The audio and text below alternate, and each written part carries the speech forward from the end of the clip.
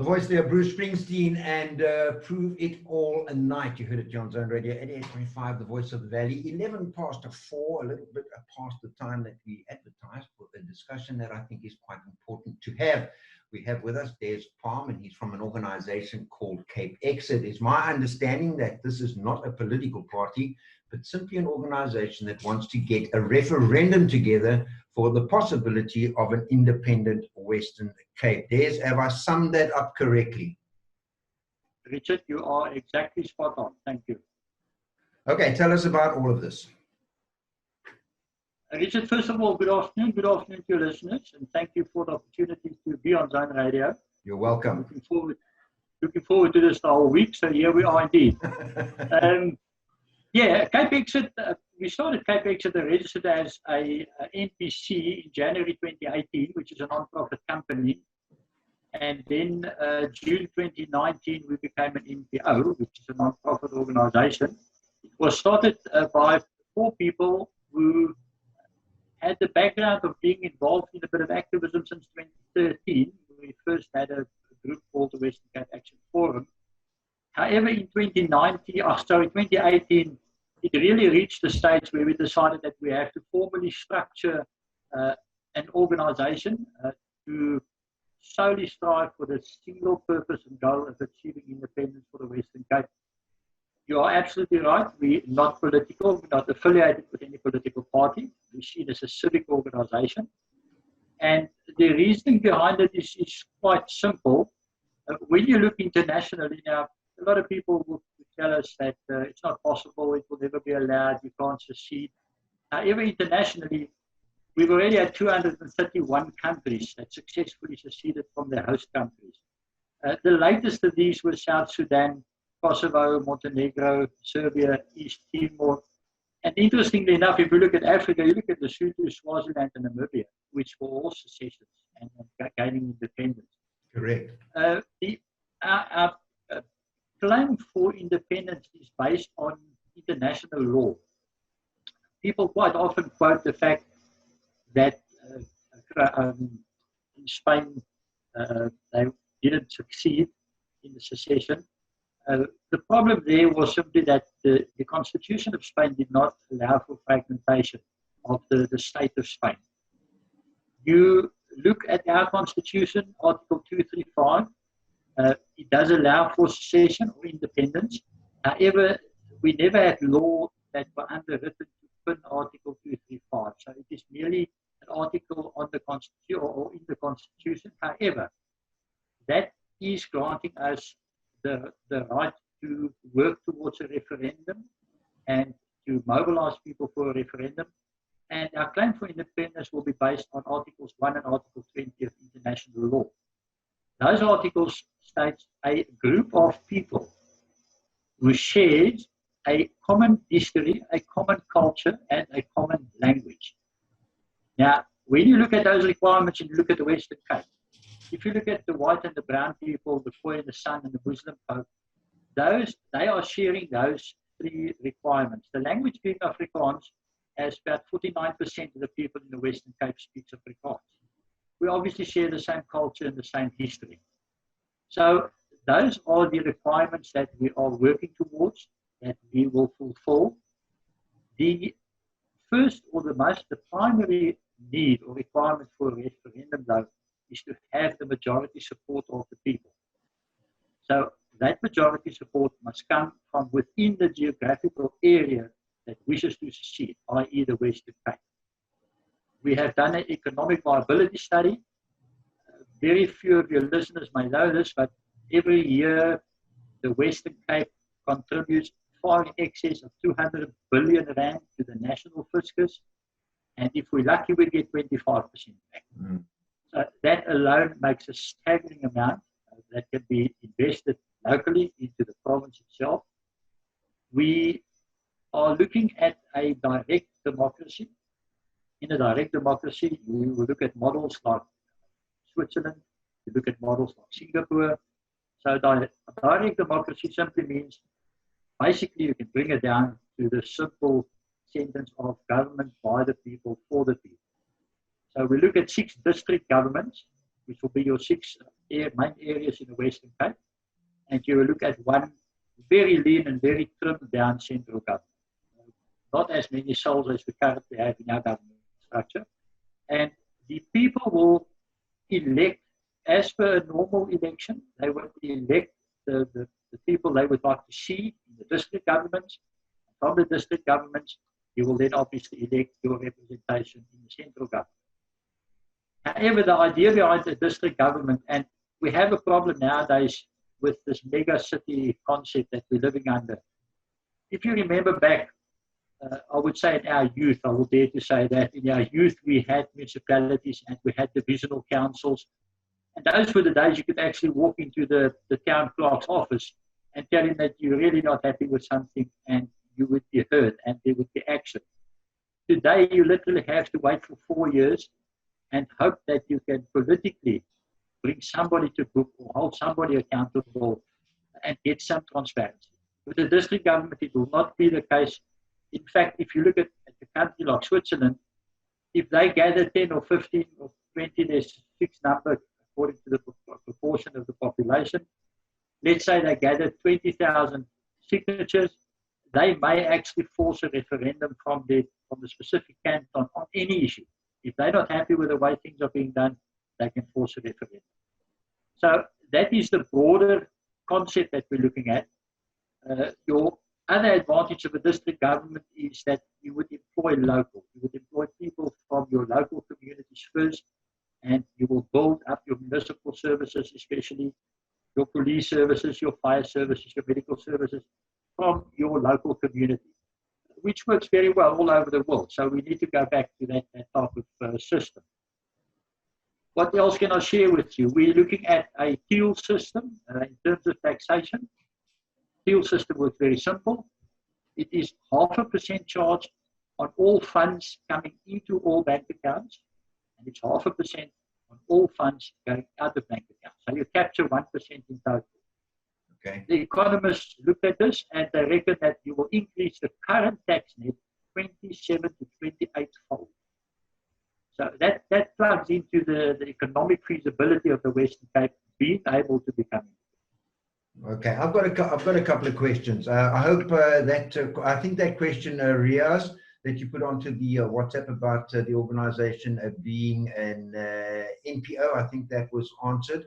The other question was Julie, who asked about once you get, I believe you need 1.6 million people registered with CapeXit in order to say, okay, we want a referendum. Am I right? That's correct. You would work to the figure of 1.6 million. Then you will ask for your referendum via the international channels.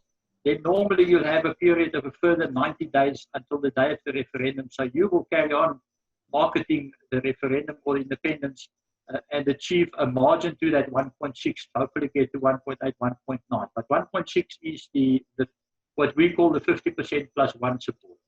Okay, so that's just to get the referendum. So you say but that referendum could take between the time that you get the 1.6 million people to the time that you actually have the referendum. That could be quite I mean, you mentioned the 90-day limit as far as the application goes, but it could be practically 2-3 years before the referendum. Is it going to be quick? Judy wants to know if this thing can happen in her lifetime. Yes, I would safely say yes, regardless of not knowing how old Julie is, and we will not ask that. But I will share with the listeners this, Richard, that at the current moment, we are actually receiving registrations at the rate of 3 per minute. Okay. Now, what we've done, we've sat down and we've done a projection, and it's very possible to have your total figure of 1.6 million in the year 2021, which is next year. Okay, when you've got, yeah. Okay, so supposing you get that. Well, the questions are coming in thick and fast. Okay, we'll get to them. Okay, there are a lot of questions here. Hi, Unicorn. What's the difference between CapeXit and something like Orania? And this also leads into another question that I've got here saying, is this a whites-only organization, or is the Cape going to be turned into a Buddhist state, or will all be welcome? So those two questions are associated there. Richard, thank you. Let's cover the first question. People must realize that Orania is a registered company called Flakies Kraal Beleggings, which owns a piece of land or a farm, and they sell shares in the company, and that share will entitle you to develop a fixed piece of property or piece of land. At best, you'll have autonomy in a structure like that. You will not, it is not secession or independence at all. In fact, there are a couple of organizations, there's 4 of them, which I can think of, which runs on exactly the same structure. The only problem is if you buy a piece of land and you become autonomous in that piece of land, so you can do your own refuse or your water or whatever, you still have this gremlin called expropriation without compensation. It means they can come in and they can take the piece of land. That is the difference. CapeXit is going for sovereign independence as a new state or a new country. So there's a vast difference between the two concepts. All right, there are questions that are coming in thick and fast. I've got a couple of my own, and then I'm going to get to these. The couple that I have is, can the South African government, as it stands right now, resist any efforts by the Western Cape to try and become independent? In other words, can they, by any means, whatever, say you can't have this referendum? Is there a yes or no answer to that? Richard, the answer is very simple. They cannot refuse, because firstly, we do have Article 235 and various other articles that underpins our right to call for a referendum or mobilize for a referendum. That's number one. Number two, the South African government was signatories to Articles 1 and 20 of the human rights, the international articles, as well as documents like the Vienna Protocols, Montevideo Convention. So, no, they cannot, at their own whim, decide to refuse. Okay, fine. A lot of questions coming in about, can anybody vote in this referendum? Can anybody vote? I mean, within the Western Cape. Yeah. If you would indulge me, I just want to touch on one of the previous questions.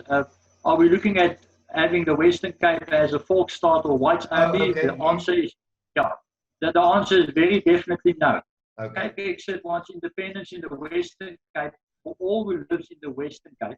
This is not a race thing. This is a thing about economic survival. Okay. So, answer definitely no to that emphatically. To your question, any person that's on IPC's database in the Western Cape as a voter, they vote in the referendum.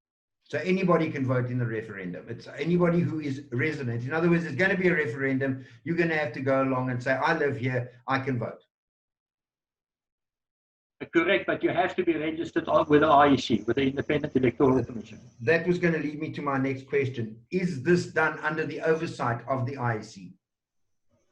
Correct. It will be done under the oversight of the IEC. However, we would also have international monitors and impartial monitors keeping an eye on. Okay. So my understanding so far is this is open to anybody who lives in the Western Cape. You are not a political party. In other words, you're not looking to contest an election here. You're looking to establish an independent state in which other parties or parties will then form to contest elections based on the almost what sounds like the canton system to me. Correct. We are not a threat to any voter of any party. Okay. Because we are not a political party, we're not in the game of wanting to poach your political vote. You can happily keep on voting, supporting your own political party. Your vote for a referendum is independent of that. And then after the referendum has been achieved, independence has been achieved, then the political parties will come back into play. However, they will now do so with a local mandate and not a national mandate. They will be far more accountable to the people. So this is effectively going to be like the Republic of the Western Cape independent state. Is that what we're aiming for here?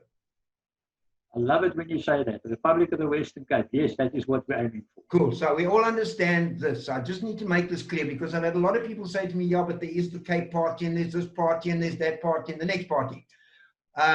In this instance, this is it's just simply a referendum. You're an organization trying to make sure that this referendum happens and then let's have the referendum and let's see a Varfaldi ball. You know what I mean? And people then can decide, yes, we want to secede or we don't want to secede.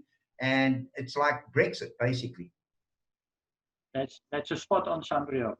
Okay, right. I've got lots of questions. We're going to run on for a little while here. Yes, I hope you've allocated. Devon says, Uni, as much as I agree with your guest, many, if not most countries who have eventually broken away from their mother country, is that it has come at a massive cost in lives. Okay, look at Kosovo, South Sudan, Eritrea, etc. Let's not forget our own border war in Southwest Africa. Now, Namibia, no government is going to willingly give away part of its land and people. What does your guest have to say about that? Richard, reply. We have about 231 countries that gained their independence. The ones that actually ended up in a civil war or a war situation to secede are not a lot. However, they will reach the news. The ones that have done so peacefully and transitioned into their own sovereign entity, they are actually in the majority. You must remember that as we progress towards the point where we have the majority support and are calling for a referendum, the eyes of the world will be on us. And we are rather sure that we will not evolve into a state of a civil war or any types of violence perpetrated against us, exactly because we are getting countries on board which supports the notion, supports the idea of independence. So when we reach that very last hurdle of 1.6 million people, it is not something that can be taken on by the current government in form of violence and not be noticed. Okay. So do you think that there is a threat there? That threat exists? And what would happen if it were to happen? We do not foresee there being a threat because South Africa is a signatory to a lot of articles and international conventions.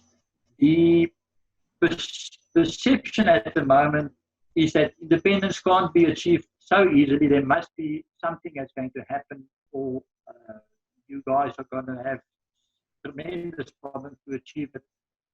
The reality is that in 1994, just before the election, the ANC government was put in a position where they had to include Article 235 in the South African Constitution to allow for a secession or a mobilization for independence. So they would be going against their own constitution. And while we know that they are doing it anyway with Article 25 and expropriation, they're doing it just with cigarettes. Correct. Yeah. that is very tragic. Yeah. But indeed correct. We are not aware of, and we don't foresee anything turning over into a state of chaos. Let me ask you this question, Des. Are the South African government aware of what you guys are doing? Yes, they are. They are very aware of independence as such. We've had a couple of organizations that have sent some letters to them, not linked to us, not associated to us. So they are very aware of the fact there is an independence drive growing in the Western Cape. They would be, they obviously haven't replied to any of the documents or letters they've received from others, because at this point in time, they do not see it as anything that may become a reality. That's why CapeXit says the first hurdle we go over is to get the support of the majority of the people.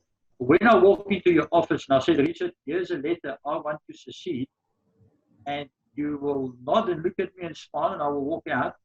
It would be different if I walk in and say, Richard, here is proof of my database of 1.6 million people in the Western Cape that supports my independence, my quest for independence. It makes a totally different conversation. It does. So at that point, we will come in with the weight of the support of the people. All right, the questions are coming thick and fast. I'm trying to keep them in order, folks, so forgive me if I get anything, and if I do miss anything that I'm not answering it, just keep hitting that WhatsApp so that I can make sure I don't miss anything.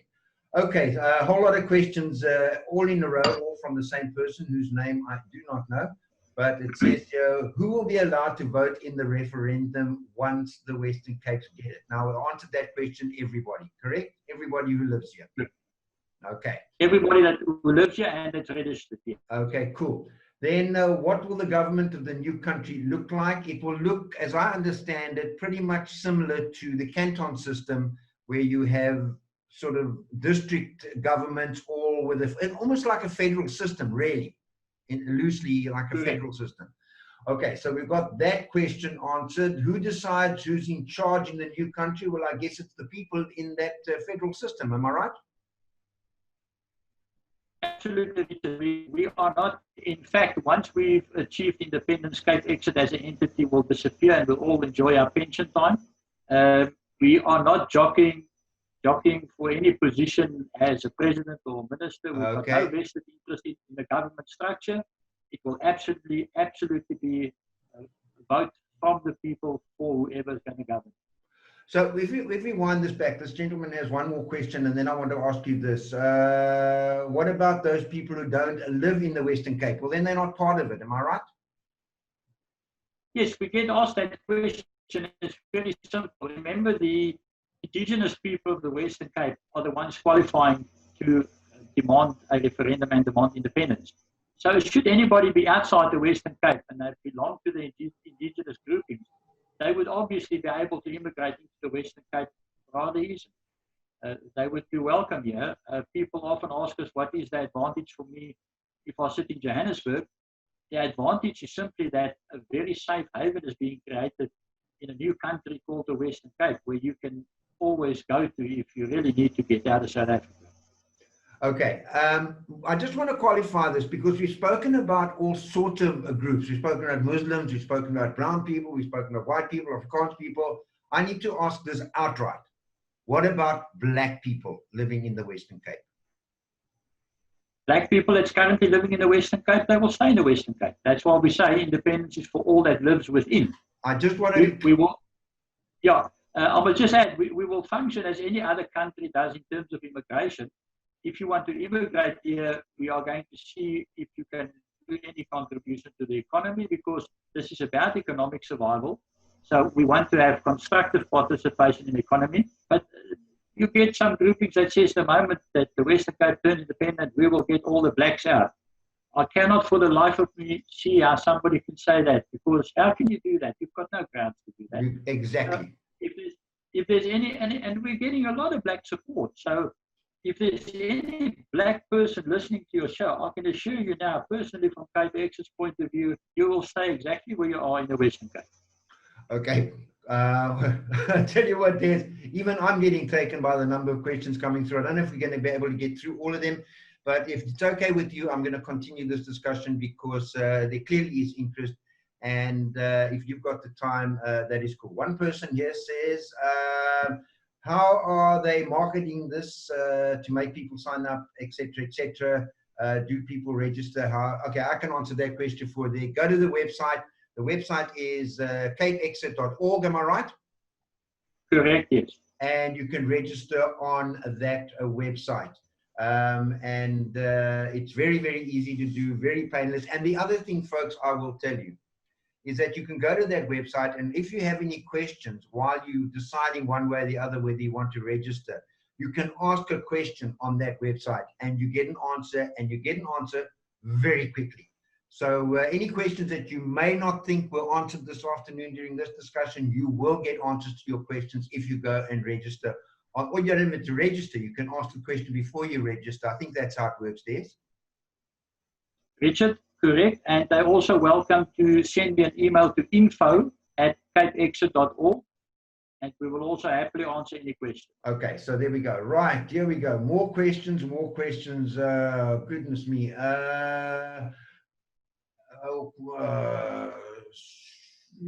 What about, should it happen, what would become of national assets, military based in the Western Cape, for example? Would all its members' facilities, amendments be under the control of the Western Cape? The same applies to any and all other current government facilities, hospitals, police, school, etc. Richard, I'm going to hold up this little booklet. Yes. When people go to the website and they look under the tab reading materials, they'll find this little booklet called The Road to Independence. The answer to your question, if they look at Road to Independence 3, all assets, let me take a step back. There is no international law that prescribes that the seceding country must take any portion of the national debt of the host country. There's no law. However, when Belgium seceded from Holland, or the Netherlands, it was accepted that there should be a fair system in place of proportioning national debt. Now, when you look at Section 3 of the Road to Independence, we enlighten this process under the heading of per capita approach. The per capita approach simply means the seceding country will accept the same proportion of national debt as what their current population is in relation to the overall population of the host country. So if you look at our population, we're sitting at about, I would say, roughly 11%. The debt of South Africa is ticking close to or has ticked over 4 trillion rand. So if you look, you make the sum, we will accept a portion of the national debt equal to 400 billion rand. It may sound staggering. Remember what I said earlier, our contribution to the national treasury each year is in excess of 200 billion. In fact, in 2016, I think we contributed 424 billion. So it's an easy sum to make. It's a feasible sum. It's a workable sum. However, we will, when we get to that point, the economists and the clever people will sit down and we will look at a couple of things. I'll give you one example. We will look at the cost of decommissioning Kubo, the nuclear power station. That cost conservatively is estimated at $500 million. We've asked the question. We were told that Eskom has accumulated 500 million rand. We obviously know that that little piggy would be empty. There would be nothing in that little box anymore. However, that will be brought into the equation when you start declaring yourself willing to accept a portion of the national debt, and will offset costs like that against that 10 or 11%. Okay, look, I think that is the kind of detail. Sorry. Yeah. Carry Sorry, on. Richard. Let me just add to that. And once you go into this process of per capita debt, all assets that is within the Western Cape or that are in the Western Cape will automatically revert to the new country. So we often get the question, what about the airports and the ports and the military bases? That is why you have the per capita system, and then ownership of all those will revert to the new country. Okay, I think those things that we're talking about are actually, that's detail folk can actually go and ask you guys directly on the website. But there are, oh man, alive, I don't know if we're going to get through this afternoon. All right, let me find the next one. Goodness me, there are so many. Okay, here we go. This comes in from Warren, I think his name is Warren, and he asks these two questions. Does CapeXit need to inform or notify any international organizations as to the intent to secede, like the United Nations, for example? And then the second question that he has, he says, looking at social media pages, there's seems to be a lack of people of color.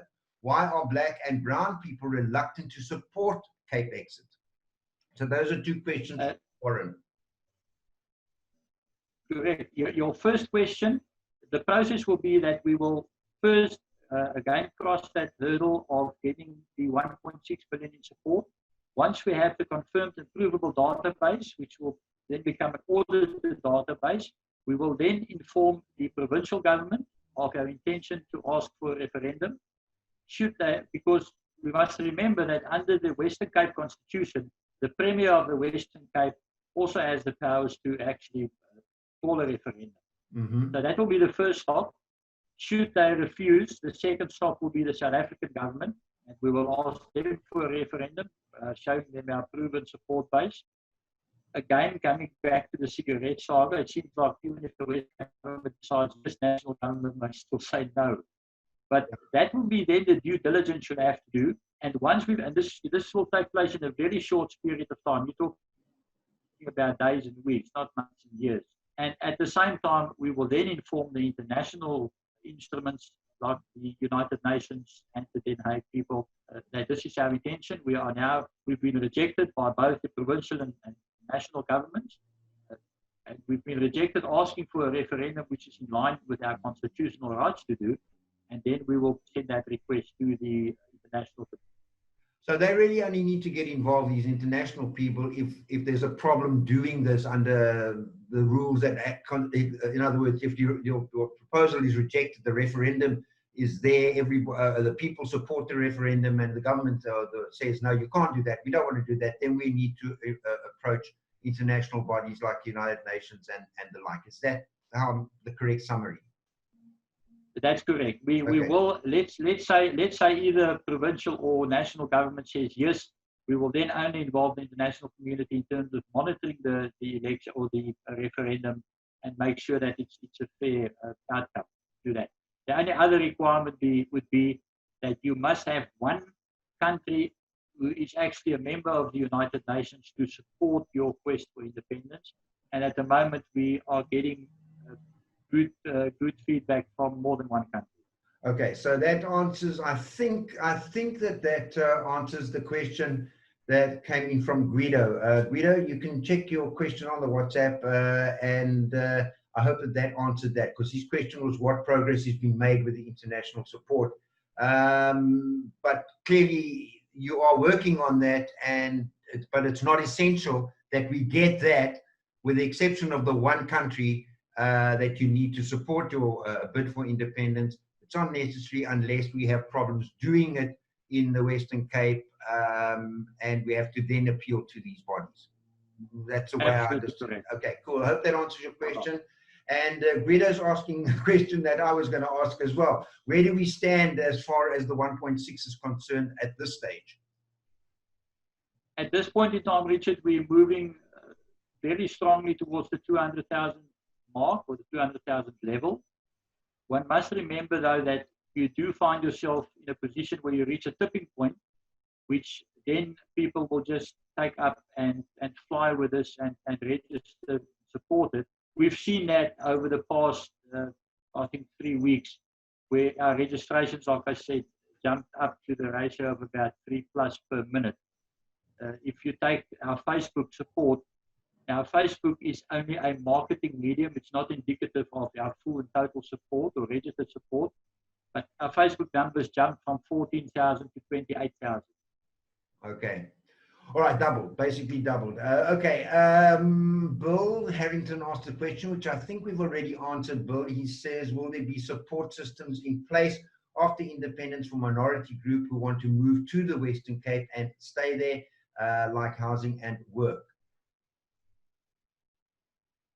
Richard, you would be immigrating as you would normally do now. Let's say you decide now to immigrate to Australia, you would have to make sure you've got work and you've got means and find yourself accommodation. So once the Western Cape goes independent, it's not going to be an open door policy, come and move, we'll give you work and housing. Okay. You would immigrate from South Africa to the Western Cape. Okay, here's another question. I'm just trying to get through them all here, and I hope you're okay with that. Here's a question that says, what will happen to the people getting South African grants and pensions? What about vaccines and things like that? That's two very weighted subjects in one sentence. Very. Let me do the grants first. At the moment, South Africa is a welfare state. The grants are being given to girls that's 12, 13 years old, and they have children and they get more grants. The grant system will be completely overhauled and under review. Obviously, your grants would be to disabled people, to elderly people. There would definitely be grants, but it's not going to be a welfare state at all. As far as vaccinations are concerned, CapeXit does not discriminate against race, religious beliefs, or anything. We firmly believe, and in fact, our current constitution and the human rights articles guarantees this, that you have the capacity of decision-making over your own body. So there's no ways that we'll get in a situation where we're going to have a thing like forced vaccination. Okay, people can make their own decisions on that one. Hopefully they will, because it seems to me a sensible thing to do, but that's just my opinion.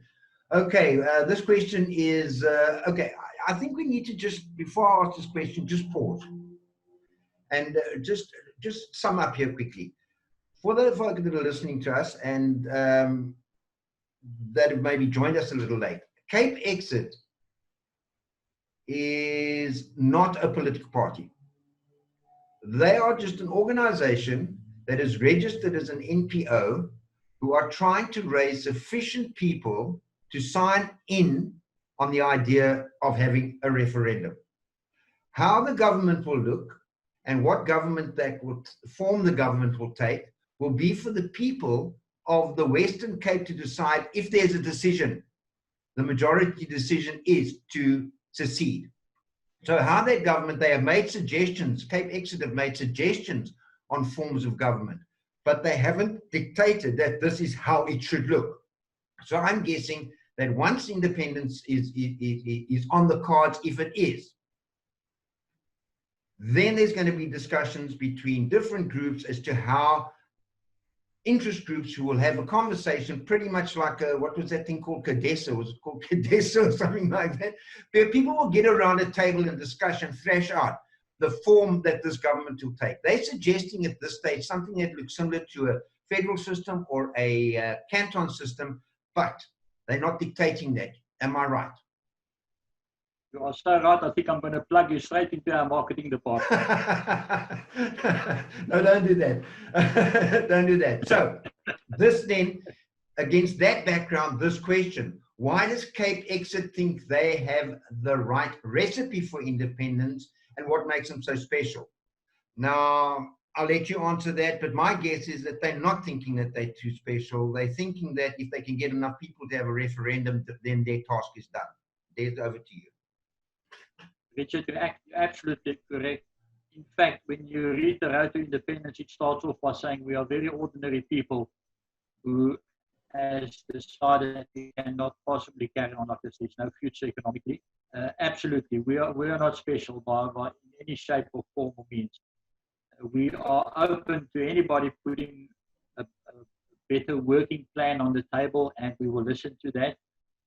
The fact of why do we think we are right or correct in the way we're doing it, it's very simple. All the international laws and articles are there. 231 countries have done it. There's currently another 114 countries who's busy working on their own independence. So we are not reinventing the wheel. We're simply taking from each of the countries that have been successful in gaining secession, and we looked at the models, what worked, what didn't work. But it's very simple, like I said earlier, you have to get the majority support of the people. Without that, nothing will move. And once you've done that, like we said earlier, you will go through the hoops of informing local government, informing national government, informing international communities. So there's nothing majestic, sinister about the process, nothing difficult about the process. We're simply following what is there in law. Okay, so have you had discussions with local government? Have local government, and I'm talking now Western Cape, have the people from the Western Cape government spoken to you about this? Have they tried to discourage you? Have they tried to encourage you? Is there a relationship there, or are you purposely steering away from that so that people can't point fingers at you? Richard, no, we always remain open for discussion. It doesn't matter from where it comes. In fact, we have been in contact. I will not mention the person's name, but we have been in contact with the federal person, and this person received our documentation and our Road to Independence and expressed very much an interest in that. And then this person took up another position within local government, and then unfortunately we were hit with this COVID-19. But currently we are in conversation in the form of, we've written letters to local government saying, guys, we need to sit and we need to talk to you, because this thing called independence is not going to go away. It will grow stronger and stronger and stronger. And somewhere along the line, you will have to face the facts that you will have to talk to the people. You're not saying come and talk to CapeXit, but you'll have to talk to somebody about independence. And the interesting fact is the survey that was done that showed that the Democratic Alliance supporters, 66% of them actually support independence. That is why it is crucial for the people to understand that CapeXit is not a political party. Yes. We don't want your political vote, whether it's for the DA or the ACDP or anybody else. Please happily carry on voting for your party. We don't have an issue with that. However, you can have the best of both worlds. You can vote for your party and you can register with us and show your support for independence. Because what do we normally hear just before an election? You have to vote for a certain party to keep the Cape safe. What is secession? Secession and independence is exactly keeping the Cape safe by going independent. So by keep on supporting your party and voting for, or registering with us and voting for independence, you're kind of eating your cake and having it. Okay. All right, we're going to have to wrap it up soon, folks, and I'm going to take the last couple of questions here. What is to prevent us sitting in the same political predicament after independence like South Africa at the moment? I think we just need to look at the track record of the Western Cape to realize that they may well be better off, but there is that risk. And I think there's that risk in any political dispensation. What's your answer, Des? Richard, at the moment, we're very much in a one-party state. And we've seen very clearly that opposition at the moment in this country is more lip service than being effective at all. Once you go to an independent governance structure and you have a direct accountability to the people, the chance of becoming typically a one-party dictatorship is absolutely zero, because you can be removed from office and the accountability is there. Accountability is not a thing that then happens every 4 years and being lip service. Okay, so the system of government that you are proposing, that federal kind of system, that canton type of system, and folks, if you don't know what the canton system is, don't check it out. Is it Switzerland that uses the canton system? They use it, eh? Switzerland is the canton system. Yeah, and Germany also uses a federal kind of system. It's something like that. And the people, the power is with the people in the regions. And pretty much like the governors control the states in America, it's not a central government like we have at the moment. So it's a very different system that they're proposing, but they're not necessarily saying that that has got to be the case. All right, here's a very interesting question. Could people in other provinces use owned property in the Western Cape to register to vote? Like a lot of people have property on the Garden Route, but reside in Gauteng. Yes, very good question. As with normal election, the first thing is expats who are resident or linked to the Western Cape will be able to vote. That's number one. Number two, we will ask for special dispensations from the international communities or the international United Nations that people that actually owns property in the West Cape will also be allowed to vote, because they do have a vested interest in the local economy. Okay, so they may be living elsewhere, but they have an asset in the Western Cape.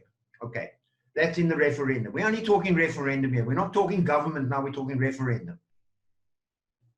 Yes, correct. Okay. Richard, I also want to add, people often say, but why if I live in Johannesburg, must I register and support the independence drive in the Western Cape? You must remember that any independence drive is dependent on two parts. The one part is getting the support from the majority of your local people. The other part is, let me call it the international part, where everybody outside the geographical area of the Western Cape will also be counted as support for the notion of independence. Just like you'll have your one international country, you will get other support. Imagine if we say we've got 1.6 million local people in the Western Cape supporting this. And by the way, Mr. President, we also have another 1.6 million people in South Africa outside the Western Cape that support this. Okay. All right, Bill, you asked a question here that says, will there be support systems in place after independence for minority group who want to move to the Western Cape and stay there? Yeah, we've answered that question, Bill. Yes, we did. We read it out earlier on. I can't see any more questions coming through. Thank you, folks. Thank you, one and all, for coming on. And Devin says he's in, and if you need help building the border fences, he says he's free this weekend. Richard, thank you to Devon, but we are not going to build border fences or border walls. We will use artificial intelligence to do that. Let me tell you, our government is made up of artificial intelligence at the moment, but that's just my view. Thank you so much for spending time with us. It literally has gone on twice as long as planned, but I anticipated that this afternoon. What I am going to do is I'm going to extend the invitation to you to certainly come into the studio sooner rather than later, as soon as regulations allow, so we can continue this discussion face to face and with a lot better audio, because I think we had a couple of audio issues that might have made it difficult for people to hear the answers to some of the questions. The questions are still coming in thick and fast, and I would urge folk, please go to the website. Give the website again, Des. www.CapeXit.org, CapeXit, CapeXit.org, and they can have all the information there at their fingertips. And like I said, if your listeners have any question they want to ask direct, they're welcome to contact me at info@CapeXit.org. Okay, and people can ask the questions that they want to ask there as well, and they are very good at answering those questions. I know I went to that website, Judy went to that website, and they were very quick at answering the question. And there are a whole lot of questions still coming in, and some of these we've already answered. What happens to CapeXit after referendum? Well, they're pretty much dissolved. They've done their job. They're not going to be around after that. How do you get the message of Cape independence to people in rural areas? I'm pretty sure that you have plans for that. And again, it's something that people can ask you on your website, correct? Correct. You have a certain segment of the population you'll reach by pounding the pavement. Absolutely. It's got to be done that way, and I'm sure that they are working on that. What will happen to current government property in the Western Cape? We have already answered that question, and it has to do with how much of the national debt we take over. And again, a question that can be asked. It was a question that was answered earlier on. And there is a plan for that. There are a lot of questions. There are a lot of questions that people can ask, and I think that we could be here for the next 3 hours answering people's questions, Des, but we're going to have to wrap it up. Please feel free to share information with us here at Zone Radio if you feel that you would like it to be dissipated to the people. If you've got any announcements you'd like made, we'll certainly do those for you. We are impartial on this, believe it or not. I think that this is it's an idea worth exploring. Whether or not you're going to be successful, that depends on people. It doesn't depend on my opinion or anybody else's opinion for that. It depends on the opinion of one person at a time who makes up their mind for themselves as to where they stand on this issue. And then we see where it goes. This is one step at a time. And there are a group of people here who are working very, very hard. Des is one of them, to try and get this message out there. So I don't think that they should be lambasted for trying something. I think what you need to do as a responsible citizen, is look at what they offer and make a decision based on what you believe to be the right or wrong thing to do in the Western Cape. And if you've got any questions, ask them and they will answer them. If you don't like the answer, well, then you make your decision based on your best experience. But Des, I applaud you guys for even tackling this. And I know that you're working very, very hard to do it. Questions are coming through. Questions are coming through thick and fast. Des, look, I think the best thing that I can do is probably try and, I don't even know whether I can get these questions to you. CapeXit looks cooler than Brexit. That's one statement. Will there be a podcast of this interview so we can share it with others? Yes, there will. I'm just hoping that the audio will be good enough. I'm just running through the last ones before I switch it off. Zone Radio, somebody saying thank you, Zone. You're very, very welcome. And thank you for coming along and asking your questions. We do appreciate that. All right, Des, is there anything that you want to just wrap up with quickly? Richard, firstly, thank you very much for the invitation to coming to the studio. I will liaise with you guys after most of these lockdown levels are history. and definitely take you up on the offer. We would appreciate that. Secondly, I think you've summed it up very well. Independence is subject to the will of the people, not us, not CapeXit that's jumping up and say, let's have independent country. It's the will of the people. So the people must come, they must ask questions, they must please, there's nothing like a wrong question. We will answer any question, like you said. If you don't like the answer, it's your prerogative to decide. So in wrapping up, thanks a lot for the airtime. Thank you to Zone Radio, and we will definitely be in touch and share information with you as we go along. And we thank you, Des, for making the time available to speak to us. We will put this podcast up for what it's worth. The sound is not the greatest, but I'm sure that we'll be okay. And we'll also put the video up onto our YouTube channel, and we'll put all the links up there so people can go to the podcast for no other reason. If they don't want to hear what, they can find all the links there. So Des, thank you very much for your time. And then really a big hand to the folks who got involved in the conversation this afternoon. Without you, there is no conversation. It would just be me and Des talking about this thing, and we do appreciate that. So Des, thank you very much. Have a wonderful weekend, and like I say, stay in touch. Richard, thank you. The same to you and your staff. Stay safe, and we'll talk soon.